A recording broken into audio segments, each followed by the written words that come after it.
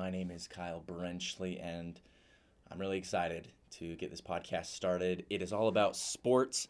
I did a previous podcast on non-professional dating advice. You can check that out. You can find that on my YouTube channel under Kyle Berenchley. But I'm a big sports fan, and I figured it's about time I start my sports podcast. It's been a long time coming. I've been a big sports fan since I was, a wee little lad, and I've been following sports pretty much since I've came out of the womb. And so I'm really excited to start this podcast. What this podcast is essentially me as a fan watching sports and analyzing it from the fans' perspective. You hear a lot of podcasts, Colin Cowherd, Trophy Room Radio. You think of these podcasts and they break down games and they have professional opinions. And these are guys that are journalists. These are guys that have been in the field, who some of them former players, a lot of them former players. And so they have their unique perspectives. They have what they can bring to the table. This podcast is going to be from the fans' perspective because most of the people listening to these podcasts are fans, just like me. And we're sitting on our couch on Sunday. We got Scott Hansen with Red Zone up. We got all the games going. We're cheering for our team. And we have a unique perspective to bring to the table. So this podcast is going to be from the point of view from the fans on your butts on the couch. So specifically this episode, I want to start out. I want to talk about the NFL. I want to talk about college football. We're about halfway through the season in the NFL. College football, we're a little past the halfway mark. Things are heating up. We're in November. November football, things heat up. This ain't September anymore. September's preseason ball. September is, fun to watch, but November is when things start heating up. So let's start here in college football. Big matchup this week. Number 1 Tennessee versus number 2 Georgia. Now this is crazy. Crazy to me because I've been watching football since I think 2007 is when I started. 2007 is when I started watching football, and pretty much ever since then, Alabama has been the king of college football. They've always been number 1, and if not number 1, then number 2. It is crazy to think that they are not number 1 or number 2 right now. It's Georgia and Tennessee. And in Tennessee, number 1, I don't even know the last time Tennessee was in the top 5 in my lifetime besides this year. If you think about it, it's crazy times that we're in. But it's exciting. I really like it. And from a fan's perspective, I think a lot of us do like to see this shakeup that's happening. It seems like Georgia has kind of moved past Alabama as the top dog, no pun intended. And Tennessee is throwing their 2 bits in there. And, of course, Ohio State's still in there. And as you can see, I'm wearing an Oklahoma shirt. Oklahoma has taken a step back this year, much to my demise and to my sadness here. Oklahoma was always, up there in the top 5. They are no longer in the top 5. They're not even ranked right now. So it's a crazy year for college football. I'm pulling up the rankings right now. Number 1, Tennessee. Number 2, Ohio State. Number 3, Georgia. Number 4, Clemson. Number 5, Michigan. So, and this is according to the college football playoff rankings. We're in November. We're talking about college football playoffs. And currently, as it stands, Tennessee would play Clemson and Ohio State would play Georgia. Now that's incredible. That would be exciting. I would love to see any of these matchups. Honestly, I do kind of feel like Michigan and Alabama are a lot better team than Clemson right now. They're, I think, a stronger team. They have a better offense than Clemson. And so that could switch things up. And, of course, it all depends on the conference championships and whatnot. So, you guys already know that. You guys are big fans as well as me. So, yeah, those are currently the top 4 teams, and Tennessee and Georgia square off this Saturday, tomorrow, and it's going to be a legendary game. I personally think Georgia's going to win. Even though Tennessee's number 1, I think Georgia they're just too hard to stop on offense. No one's been able to stop them. Their defense is incredible. And they lost all these starters, all these defensive starters. They went to the NFL, and Georgia is still incredible. It blows my mind. So that's all I have to say about college football. I mostly want to get into the NFL. So let's run over to the NFL. And this season, from a fan's perspective, has been very enjoyable, yet hard to predict. And it's hard to know what's going to happen. And I think a big difference between the NFL and college football. College football, you look at a game and you can say, I can tell who's going to win this game. Like on paper, Alabama's going to win, 9.9 times out of 10, But if you look at the NFL, you look at teams like the Eagles and Buffalo and Kansas City, all teams that are really, really good. And I'm watching the game last night, and clearly Philadelphia is the better team. They have better players, they have better coach, better culture, just a stronger team through and through. But they're playing this Houston team, and this Houston team has nothing to lose. They have Davis Mills as their quarterback. Their top two receivers, Brandon Cooks, is sitting out because, frankly, he doesn't want to play for a crappy team anymore, and I don't blame him. That guy's got talent. He's 30 years old. He knows his time in the NFL is almost up, and he didn't get traded at the deadline, so he's sitting out. He doesn't show up for his team. So they got Philip Dorsett, the likes of Philip Dorsett and Chris Moore running the wide receiver backfield. Their tight ends, I don't even know who their tight ends were. Like, nobody did.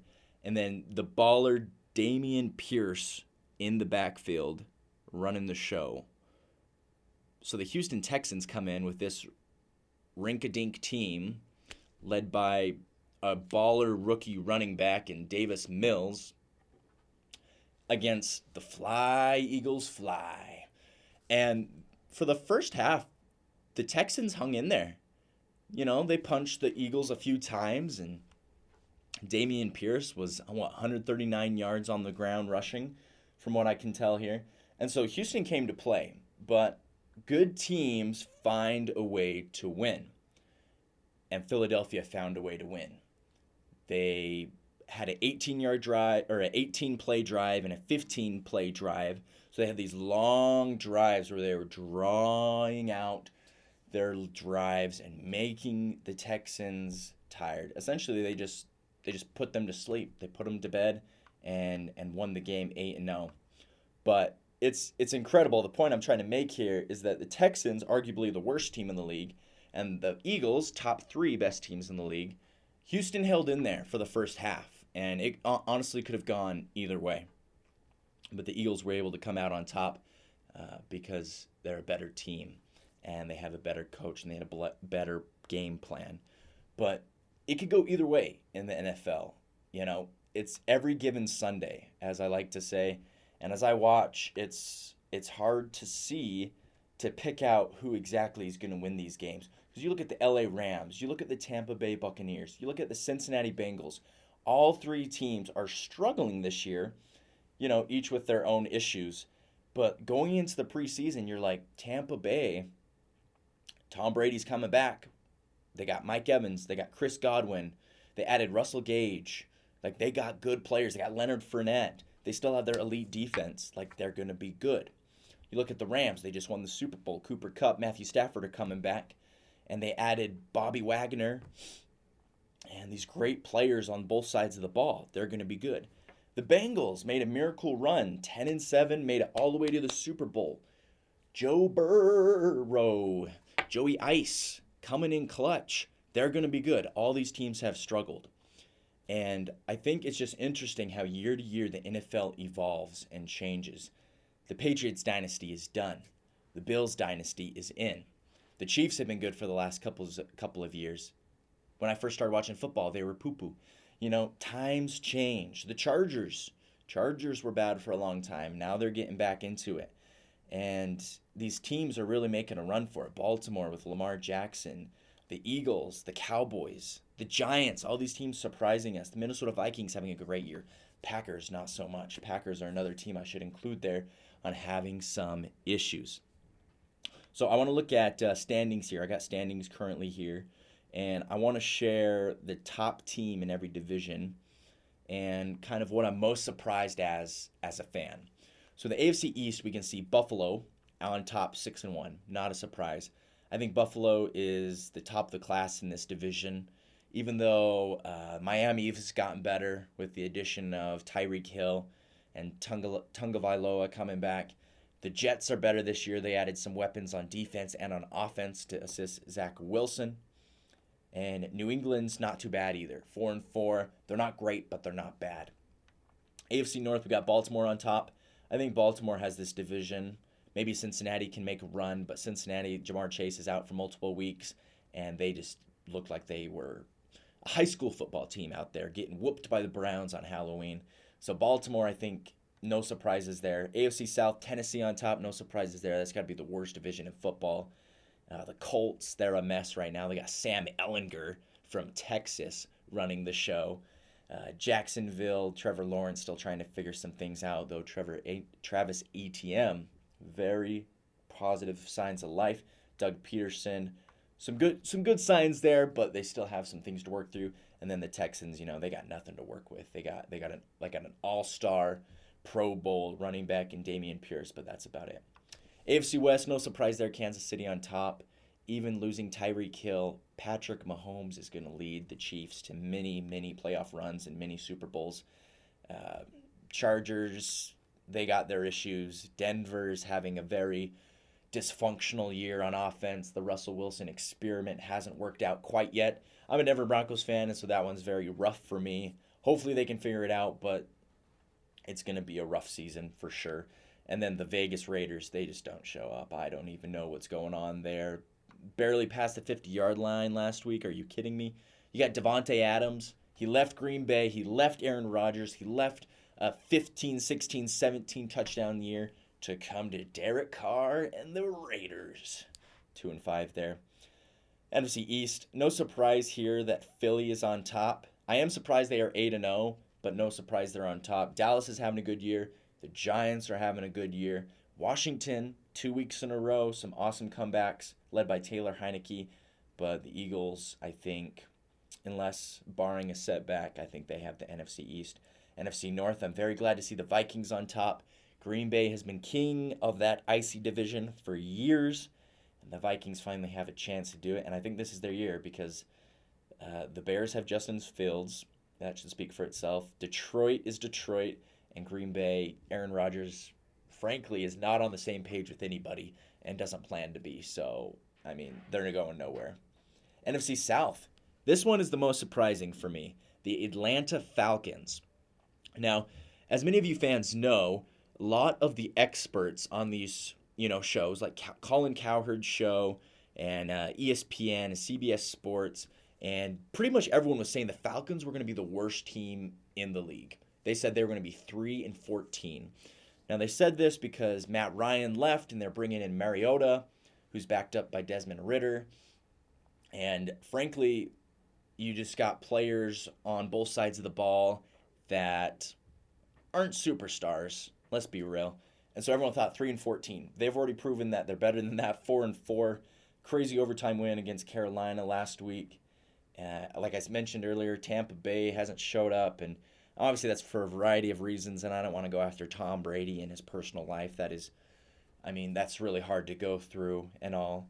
And so, but there's a lot of dysfunctions there. The New Orleans Saints, new coach. Their quarterback was Jameis Winston. Now they're playing with Andy Dalton. So, they got problems there. Michael Thomas out for the year. And then Carolina's Carolina. P.J. Walker has shown some good things. Deontay Foreman's coming alive. DJ Moore's coming alive. So they're a team to watch. Keep an eye on them. The Baker Mayfield experiment has pretty much already failed. I think they should roll with P.J. Walker. But I'm surprised Falcons on top there, 4-4 in the NFC South.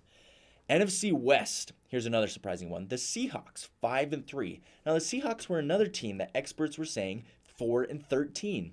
And this is because, obviously Russell Wilson got traded to the Denver Broncos. And everyone thought Russell Wilson was going to be this baller quarterback like he was in Seattle for the last 10 years. He's obviously struggled in Denver. And last season in Seattle, he actually was going down, and we could have seen that. But they're like, Seattle, the new quarterback's going to be either Geno Smith or Drew Lock. And as a Denver Broncos fan, I watched Drew Lock for a couple of years. The guy's got talent, but the guy's probably the worst decision maker in football. One of the worst. Too many turnovers. He's a gunslinger. He wants to go for it all, but he makes horrible decisions. So they're like gunslinging Drew Lock or backup quarterback Geno Smith. Geno Smith had been on the Jets. He'd also been on the Giants, I believe. Maybe not. But he'd been on a couple teams as backup quarterback for a long time.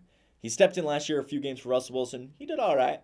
And so they were like, Geno Smith, Drew Lock, they're not going to take the Seahawks anywhere. Seahawks are currently 5-3 and in top of the division in the NFC West. Better than the 49ers, better than the Rams, better than the Cardinals. That's a tough division there because the 49ers, elite defense, so many weapons with Deebo Samuel, Brandon Ayuk, George Kittle, the addition of Christian McCaffrey. Jimmy Garoppolo's pretty good. I think the Trey Lance experiment was not very good. I think they were literally justifying putting all those picks and trades to get him, and they were justifying that by saying, we're going to start him over Jimmy G, even though he's not great. And thankfully for the 49ers, Jimmy G has stepped in. They're 4-4. The Rams, Matthew Stafford throws too many interceptions. 49ers have their number, so that's 2 of their losses this year. And then the Cardinals, Cardinals have so many problems. Kyler Murray, that contract clause that he had where he needed to study more film and all the controversy there. And Cliff Kingsbury's probably on the way out if they have another losing season and don't make the playoffs. So a lot of problems there. You can see a trend there. There's a lot of problems with a lot of teams here in the NFL, but Seattle is not one of them, so they're currently on top. So at a glance, I think the playoffs are semi-approaching. Let's look at the playoffs right now. But at a glance, the season has not gone as I had anticipated. Let's see. Here in the AFC, currently the 7 teams in the playoffs. Number 1 seed Buffalo, number 2 Tennessee, 3 Kansas City, 4 Baltimore, 5 New York Jets, 6 Miami, and 7 LA Chargers. Of those teams, I'm surprised the Jets are there, and that's about it, actually. Pretty much every other team seems like they belong. NFC, number 1 seed Philadelphia, number 2 Minnesota, number 3 Seattle, number 4 Atlanta, number 5 Dallas, number 6 Giants, number 7 San Francisco. Seattle, Atlanta, Giants, Cowboys. All those teams surprise me that they are in the playoff race right now and that they would be contending for postseason football in January. But as you know, you're fans. You guys know this. You don't need me to tell you. You get surprised by things. Things surprise you. We're all very much surprised. Let me know what surprised you the most, and perhaps I can share some of those things. Okay, now I want to let's look at some stats here. Look at the stat leaders for the current season. We can analyze that. But honestly, if I were asked right now what my picks are for the Super Bowl, I would say I'm pretty confident that Buffalo or Kansas City are going to get to the AFC Championship. They're in a tier above all other teams there in the AFC. I'm looking at this list right now, and I don't think there's any teams that can compete with them. It's going to be Kansas City and Buffalo in the AFC Championship, and it's just going to be a matter of who has home field advantage. That's going to decide the game. Simple as that. Last year, that was the most exciting game I've ever watched, and Kansas City had home field advantage. They got the kick in overtime. They got possession. They went and scored.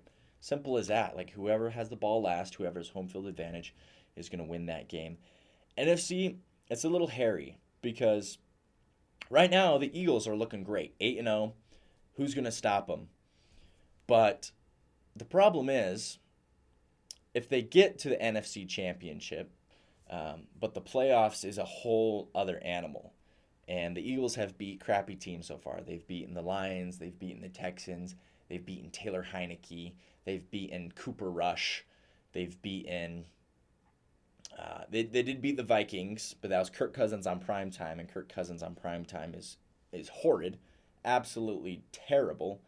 I've never seen a man perform so bad on primetime than Kirk Cousins on primetime. It's just a curse at this point. Now I want to talk about the stats. I want to talk about the offensive leaders. I want to talk about the defensive leaders and what surprises me.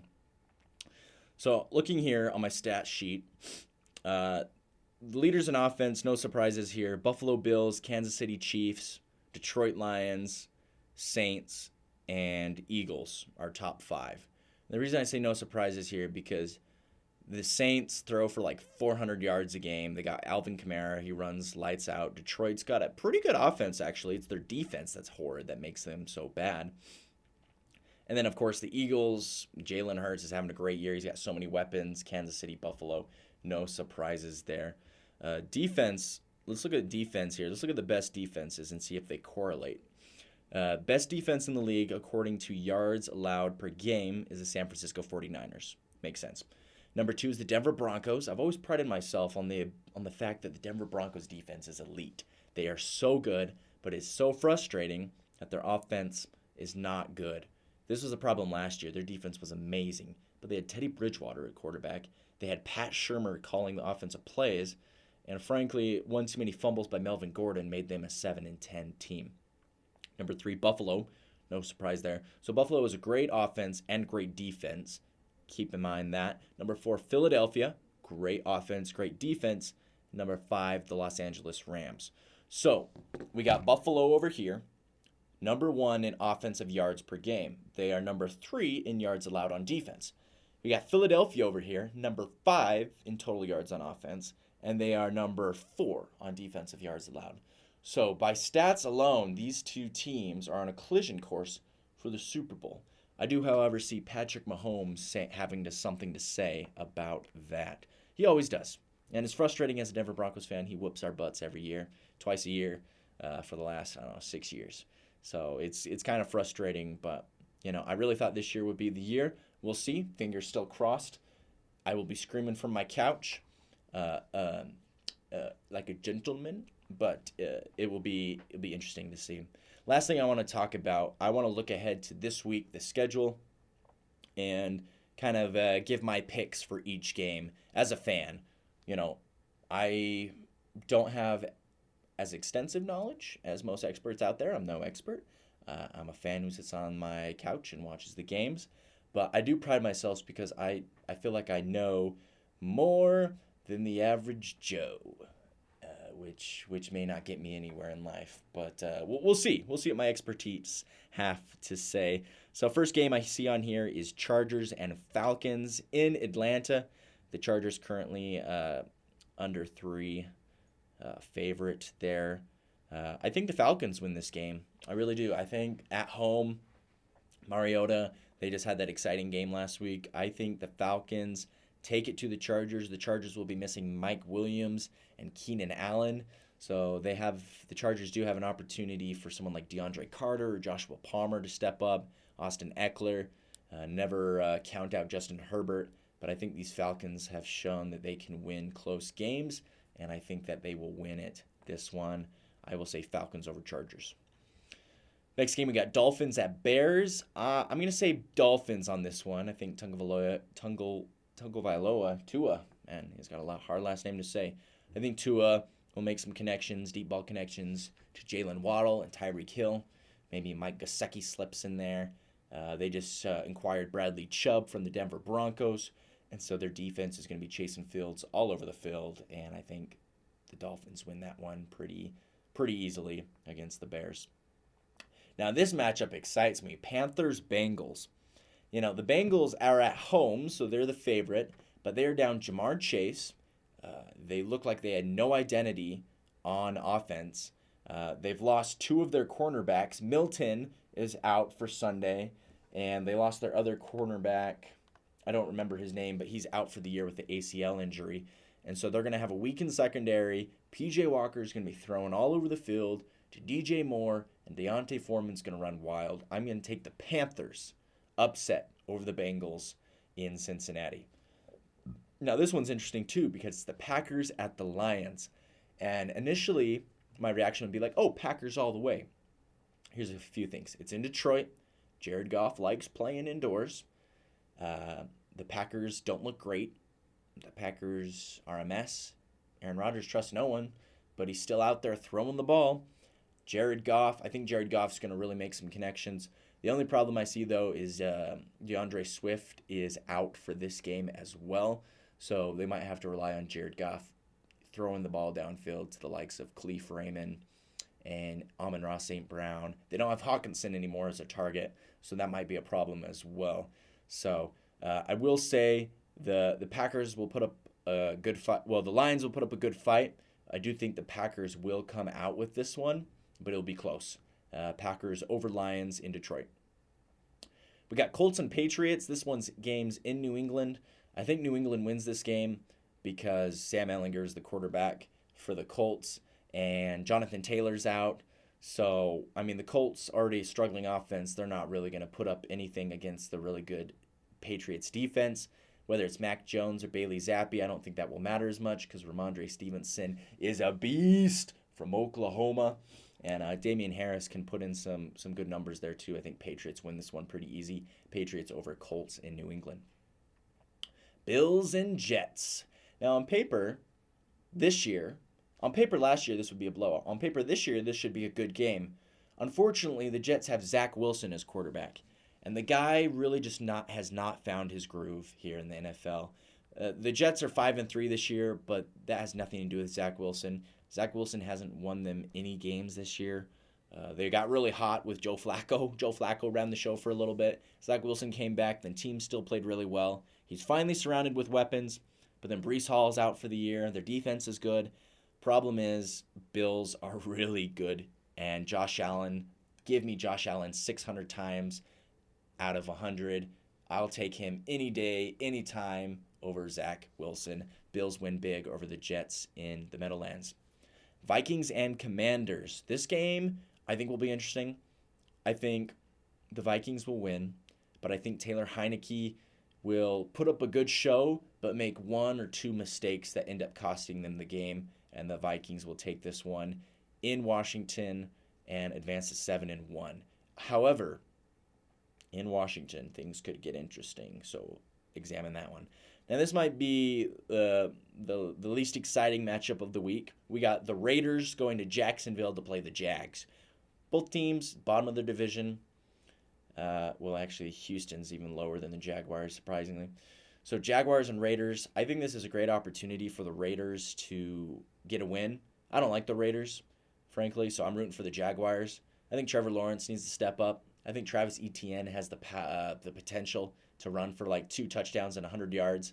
I will take the Jaguars at home over the Raiders, not because I hate the Raiders, but because if you watch the Raiders, they are a complete mess. And the Jags have some good things. Honestly, last week, the Jags probably lost that game because Trevor Lawrence made too many turnovers.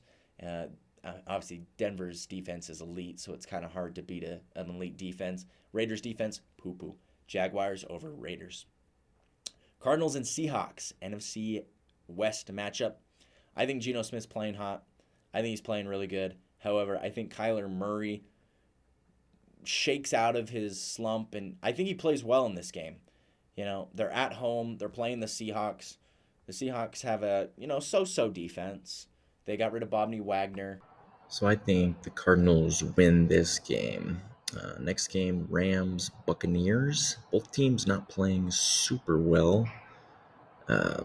Both teams having a slump, honestly. It's in Tampa Bay. I think the Rams win this one. Stafford to cup a couple times. Tom Brady's dealing with a lot of stuff. He doesn't show up. They lose and go to 3-6. Sunday night game is Chiefs-Titans. I think the Chiefs win this one. Derrick Henry maybe scores a touchdown, gets 100 yards, but Patrick Mahomes is too much, and the Chiefs win. And then the Monday night game is Saints and Ravens. I think Ravens, Lamar Jackson, makes a few mistakes, throws an interception, maybe fumbles, but gets the Ravens past the Saints and wins it for the Ravens.